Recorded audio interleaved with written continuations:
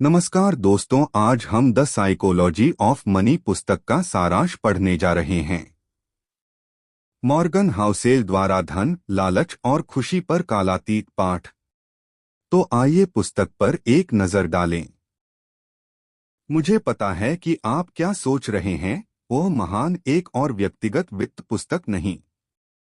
सबसे पहले मैंने इस पुस्तक को भी नजरअंदाज कर दिया क्योंकि यह बेतहाशा लोकप्रिय हो गया था, क्योंकि मुझे एक निश्चित व्यक्तिगत विकास उस्ताद द्वारा पैसे के बारे में अंतिम दो पुस्तकों को पढ़ने के बाद क्लिच व्यक्तिगत वित्त पुस्तकों के प्रकार को पढ़ने के लिए पर्याप्त था।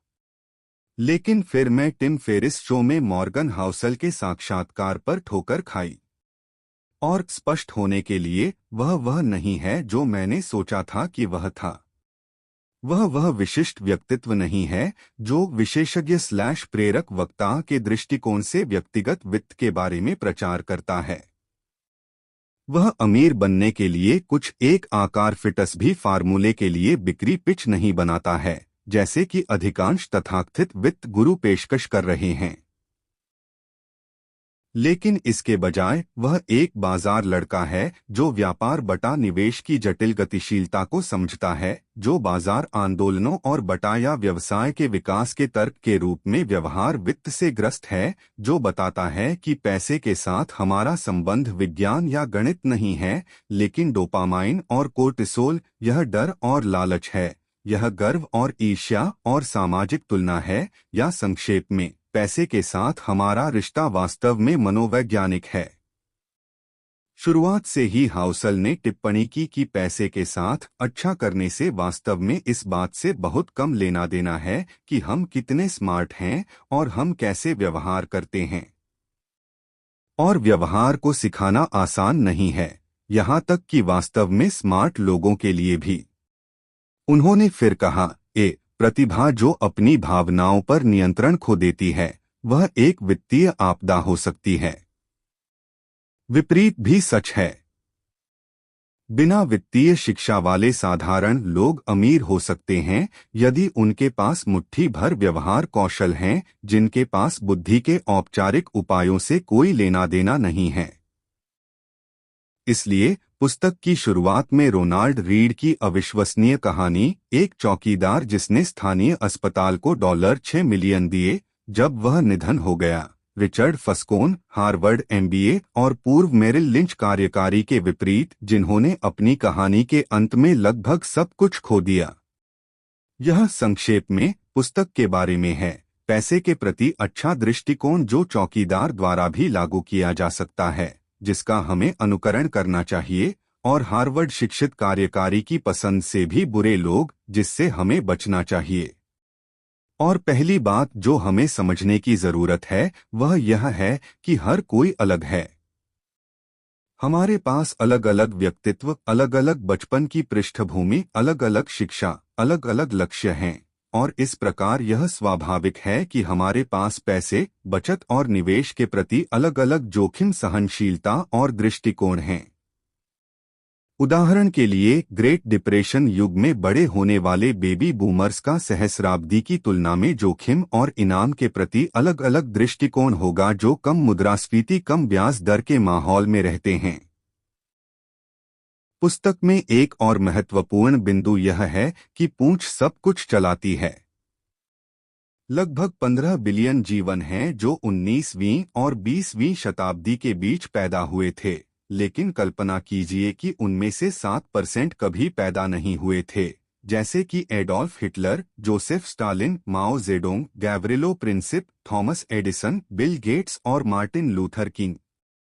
या ग्रेट डिप्रेशन, विश्व युद्ध 2, मैनहट्टन प्रोजेक्ट, टीके, एंटीबायोटिक्स, 11 सितंबर और सोवियत संघ के पतन जैसी घटनाओं के छोटे प्रतिशत के बिना पिछली शताब्दी की कल्पना करें।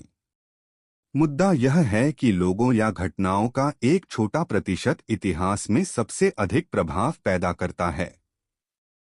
यही अवधारणा निवेश में भी होती है। जैसा कि हाउसेल वर्णन करता है, 1980 के बाद से रसेल 3000 इंडेक्स 73 गुना से अधिक बढ़ गया है, जो एक शानदार रिटर्न है। हालांकि अगर हम करीब से देखें तो इंडेक्स में 40% कंपनियां प्रभावी रूप से विफल रहीं, जबकि 7% घटकों ने बहुत अच्छा प्रदर्शन किया और फ्लॉप को ऑफसेट करने के लिए पर्याप्त से अधिक थे। और भी बहुत कुछ है। बाजार में सबसे अधिक प्रदर्शन करने वाली कंपनियों के भीतर और भी अधिक पूंछ की घटनाएं हैं। 2018 में अमेज़न ने अकेले S&P 500 रिटर्न का 6% निकाल दिया, जबकि अमेज़न की वृद्धि लगभग पूरी तरह से अमेज़न प्राइम और अमेज़न वेब सेवाओं के लिए धन्यवाद थी, जबकि फायरफोन और ट्रैवल एजेंसियां जैसे अन्य विफल रहे हैं। यह वह जगह भी है जहां हाउसल ने बल्लेबाजी औसत के महत्व पर जोर दिया कि यहां और वहां छोटे नुकसान होना ठीक है, जब तक कि जीत पूरे प्रदर्शन की भरपाई से अधिक हो सकती है। यह दृष्टिकोण पैसे और जीवन में किसी भी अन्य कार्यों के लिए मान्य है। इसके अलावा केवल 183 पृष्ठों में इस बेहद जानकारीपूर्ण पुस्तक में पैसे के मनोविज्ञान पर कई और सबक हैं जो हमारी मानसिकता को फ्रेम और फिर से फ्रेम करने में मदद करते हैं, जैसे कि भाग्य और जोखिम के बीच संबंध, कंपाउंडिंग का जादू, फीस और जुर्माना के बीच का अंतर, कैसे ऐतिहासिक रुझान भविष्यवाणियां नहीं हैं, कैसे आशावादी निराशावादी दृष्टिकोण हमारे निर्णय लेने को प्रभावित कर सकते हैं, और एक महत्वपूर्ण मानसिकता जो शायद ही कभी किसी अन्य वाणिज्यिक व्यक्तिगत वित्त पुस्तकों द्वारा चर्चा की जाती है, संतोष का महत्व। क्योंकि आखिरकार हाउसल ने निष्कर्ष निकाला, धन वह है जो आप नहीं देखते हैं।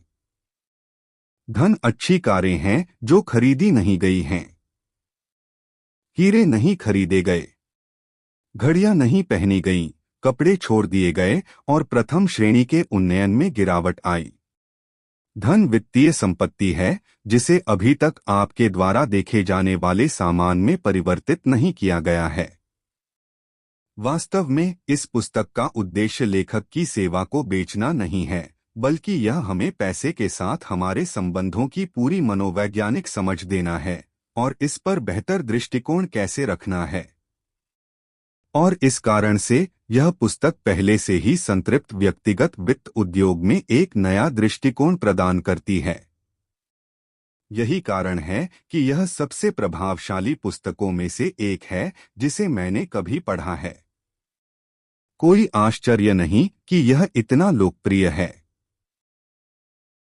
अपना कीमती समय देने के लिए धन्यवाद।